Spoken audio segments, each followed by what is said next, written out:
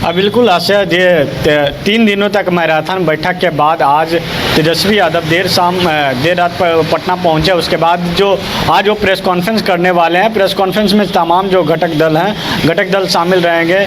और चाहे सीपीआई की तरफ से बातचीत करने के लिए दीपांकर भट्टाचार्य हो, चाहे कांग्रेस की तरफ से अखिलेश सिंह हो जो प्रदेश अध्यक्ष हैं, वो रहेंगे। तमाम जो घटक दल के तमाम नेता वहाँ शामिल रहेंगे। 12:30 बजे प्रेस कॉन्फ्रेंस रखा गया है। ऐसे में जो सभी लोगों को जो कही जाए तो नए सब शर्त पे रखी हुई है। 26 सीट जो है, 26 सीट अपने खेमे में आरजेडी रखना चाहती है और जो 9 सीट है, 9 सीट कांग्रेस को देना चाहती है। और 9 सीट में भी फार्मूला तय है कि जो झारखंड का जो पलामू लोकसभा जो सीट है, पलामू पे दावेदारी कर रहे हैं कि वहाँ से आरजेडी का कैंडिडेट चुनाव लड़ेगी, क्योंकि जो पिछले लोकसभा में 1 सीट उस समय मिला था चतरा का।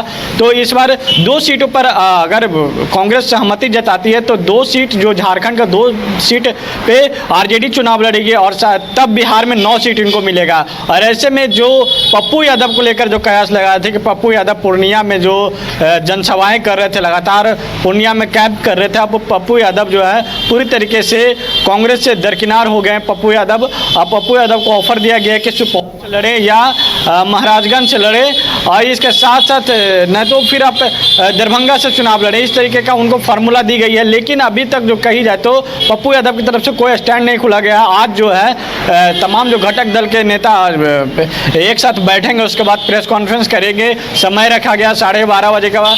12:30 बजे के बाद सारे जो सीट है उसका मसला सुलझ जाएगा, क्योंकि एक सीट जो पहले जो देखी जाए तो जो 4 लोकसभा सीटों में जिस तरीके से नामांकन हुआ, ये गया हो, उसके साथ साथ औरंगाबाद, नवादा और जमुई, औरंगाबाद सीट पर पेच फंसा हुआ था कि औरंगाबाद से लगातार कांग्रेस के जो वहाँ से नेता हैं निखिल, वो वहाँ से दावेदारी कर रहे थे। और वहाँ से बता दें कि पहले ही आरजेडी के जो सुप्रीमो लालू प्रसाद यादव हैं सिंबल बांट दिए थे। वहाँ से अभय कुशवाहा ने नामांकन भी दाखिल कर लिया था, लेकिन वो मामला पूरी तरीके से साइलेंट में आ गया। कल तक ही आखिरी डेट था, कल कोई निखिल ने कोई नामांकन दाखिल नहीं किया। ऐसे में वो सीट है, उस सीट तो सुलझ गई। लेकिन अभी पप्पू यादव को लेकर जो है सुर्खियों है कि पप्पू यादव क्या जो अपने आप को कह रहे थे कि मर जाना कबूल है लेकिन हम पूर्णिया नहीं छोड़ेंगे, क्या वो पूर्णिया छोड़ने के लिए तैयार होंगे पप्पू यादव? यह सबकी नज़र बनी रहेगी। जो पप्पू यादव अपनी पार्टी को विलय कर दिए, जन अधिकार पार्टी को, कर सकते हैं पप्पू यादव। हालांकि उन्होंने कहा कि वो कांग्रेस में बने रहेंगे, लेकिन अगर ये सीट राजद के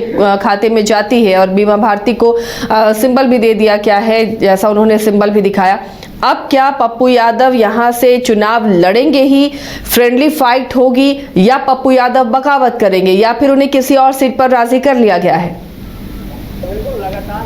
बिल्कुल लगातार पप्पू यादव भी साइलेंट मोड में है, लगातार फ़ोन का इंतजार कर रहे हैं। जिस तरीके पप्पू यादव को फ़ोन किया गया था प्रियंका गांधी के द्वारा कि पार्टी को विलय करने के लिए, उसे वो प्रियंका गांधी का फ़ोन का इंतजार कर रहे हैं, साथ ही साथ मल्लिकार्जुन खड़गे का फ़ोन का इंतजार कर रहे हैं। और जो बिहार प्रभारी हैं कांग्रेस के, उनके इंतजार कर रहे हैं कि उनके फ़ोन आए तब हम आगे के मामले रखेंगे। आज जो सीट शेयरिंग है, सीट शेयरिंग का भी जो फार्मूला उस पर तय हो जाएगा कि कौन कौन सीटों पर कौन प्रत्याशी वहाँ से चुनाव लड़ेंगे, इसको लेकर भी घोषणा हो जाएगी। और ऐसे में आप पप्पू यादव अभी भी संशय की स्थिति में बने हुए हैं कि आगे करना क्या है। उन्होंने आज बोला कि आज कि हम पूर्णिया में मीटिंग करेंगे, उसके बाद निर्णय लेंगे। पूर्णिया की जनता जो चाहेगी वही हम लोग करेंगे। और हमारे जो पुराने जो कार्यकर्ता हैं, जो जन अधिकार पार्टी के पुराने कार्यकर्ता हों, प्रेमचंद्र हों, उसके साथ से राघवेंद्र कुशवाहा जो प्रदेश अध्यक्ष हुआ करते थे, उन लोग जो लोग चाहेंगे वही हम लोग करेंगे। अगर हमको अगेंस्ट में भी चुनाव लड़ना होगा तो अगेंस्ट में हम भी चुनाव लड़ेंगे।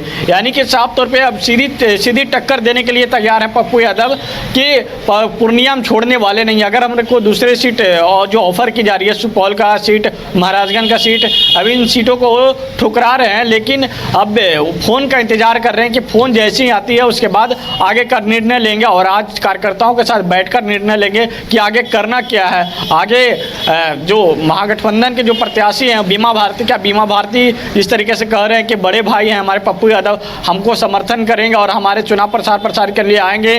तो ऐसे में क्या बीमा भारती के चुनाव प्रसार करने के लिए पप्पू यादव जाएंगे, या पप्पू यादव उनके बगावत में खड़ी होंगे, या निर्दलीय वहाँ से खड़ी होंगे? क्योंकि अब उनके पास कोई ऑप्शन बच गया नहीं। उनके पास न तो पार्टी है, अब वो सीधे कांग्रेस से बगावत करके निर्दलीय चुनाव लड़ सकते हैं। और ऐसे में जो एक मुकेश सहनी को लेकर जो कही जाए, तो मुकेश सहनी को भी लेकर मामला जो है आरजेडी के में सुलझते नजर आ रही है कि आरजेडी उनको 2 सीट देने के लिए ऑफर की है। एक जो मुजफ्फरपुर का सीट है और एक खगड़िया का सीट वो दावेदार मांग कर रहे हैं। मुकेश सहनी जो मिथिलांचल का क्षेत्र पड़ता है खगड़िया, वहाँ का एक सीट दावेदारी कर रहे हैं। ऐसे में जो अगर इन 2 सीटों पर इनकी राजी होती है तो 25 सीट पे आरजेडी चुनाव लड़ेगी, और ये जो 9-8 सीट पे जो कांग्रेस है, कांग्रेस को लड़ेगा। और ऐसे में लेफ्ट जो पार्टी है उसके 5 है, और जो ये लेफ्ट पार्टियां 5 सीट पे चुनाव लड़ेगी। और ऐसे में जो और सीट अगर हम जिक्र कर ले बेगूसराय का, बेगूसराय से पिछले जब उस समय जब वहाँ से कांग्रेस के जो नेता, उस समय सीपीआई के नेता थे कन्हैया कुमार वहाँ से चुनाव लड़े थे। इस बार कन्हैया कुमार कांग्रेस में है। कन्हैया कुमार को भी लेकर अटकलें लग रही थी कि वहाँ से लड़ेंगे चुनाव, लेकिन अभी कन्हैया कुमार की तरफ से कोई वक्तव्य नहीं आया। कि पिछले बार अगर बात कर लिया तो उस समय गिरिराज सिंह थे एनडीए की तरफ से प्रत्याशी, और कन्हैया कुमार थे सीपीआई की तरफ से। कन्हैया कुमार ने उनको टक्कर दिया था, लेकिन वो सीट पर सीपीआई ने ही फिर से दावेदारी ठोक दी है और वहाँ पे उम्मीदवार को भी घोषणा कर दी है। ऐसे में वो जो सीट है वो सीट अब कन्हैया कुमार के हाथ से चला गया है। लेकिन अब कन्हैया कुमार कहाँ से चुनाव लड़ेंगे? क्या वो दिल्ली से, जो उनकी जो खबर आ रही थी कि दिल्ली से उनका उत्तरी दिल्ली से चुनाव लड़ेंगे, तो क्या उत्तरी दिल्ली से वो चुनाव लड़ने के लिए राजामंदी होते हैं, या सबकी नज़र बने रहेगी? और ऐसे में आज कुछ कही जाए तो विवेक, क्या कुछ और सीटें भी हैं जहाँ पर उलझे हुए पेच को सुलझाया गया है? जी बिल्कुल, कई सीट ऐसे हैं जहाँ पे लोग दावेदारी कर रहे थे। पूर्णिया पहला हो गया, उसके बाद जो औरंगाबाद सीट था, औरंगाबाद सीट पे भी लोग दावेदारी कर रहे थे और ऐसे में जो महाराजगंज सीट है, महाराजगंज सीट पे भी है उसी तरीके से दावेदारी है। एक तरीके से कही जाए दरभंगा सीट है, दरभंगा सीट पे भी जो सीट पे लगातार दावेदारी कर रहे थे। इस बार दरभंगा लोकसभा सीट में आरजेडी की तरफ से कैंडिडेट पूर्व मंत्री ललित यादव को बनाया गया है। एक तरफ अशरफ अंसारी हैं, वो भी दावेदारी कर रहे थे आरजेडी से ही, लेकिन अब उनको अशरफ अंसारी को साइड कर इनको ललित यादव को दी गई है। और ऐसे में आज जो है सारे मामला जो है आज सुलझा लिया जाएगा कि कौन सीटों पर कौन चुनाव लड़ेंगे और कौन कैंडिडेट होंगे और किन सीटों पर कौन किनके साथ में समर्थन देंगे। ये सब की आज मामला सुलझा लिया जाएगा। लेकिन ये सबकी नज़र बनी रहेगी कि जैसी सीट का घोषणा होती है क्या उसमें भी बगावत का खेल शुरू होती है कि नहीं। क्योंकि पिछले अगर लोकसभा का याद कर ली जाए तो उस समय भी इसी तरीके से बगावत हुआ। तो उस समय मुकेश सहनी जो थे आरजेडी के साथ थे और मुकेश सहनी ने बगावत करके प्रेस कॉन्फ्रेंस छोड़कर चले गए थे। और ऐसे में इस बार मुकेश सहनी लगातार साध रहे हैं कि महागठबंधन हमको 2 सीट दे दे। तो ऐसे में वो लगातार अपने संपर्क साध रहे हैं लालू प्रसाद यादव के साथ साथ तेजस्वी यादव से, और इसी साथ कांग्रेस के अध्यक्ष मल्लिकार्जुन खड़गे से भी लगातार साध रहे हैं कि हमें कहीं से 2 सीट मिल जाए, एक जो दावेदारी करें मुजफ्फरपुर और एक खगड़िया सीट। ऐसे में देखना होगा कि उनको कितनी सीट मिलती है मुकेश सहनी को। और आज जब सीट शेयरिंग होता है उसके बाद नेताओं का क्या क्या प्रतिक्रिया होता है जो लगातार दावेदारी कर रहे थे उस सीट पर। जी आसिया।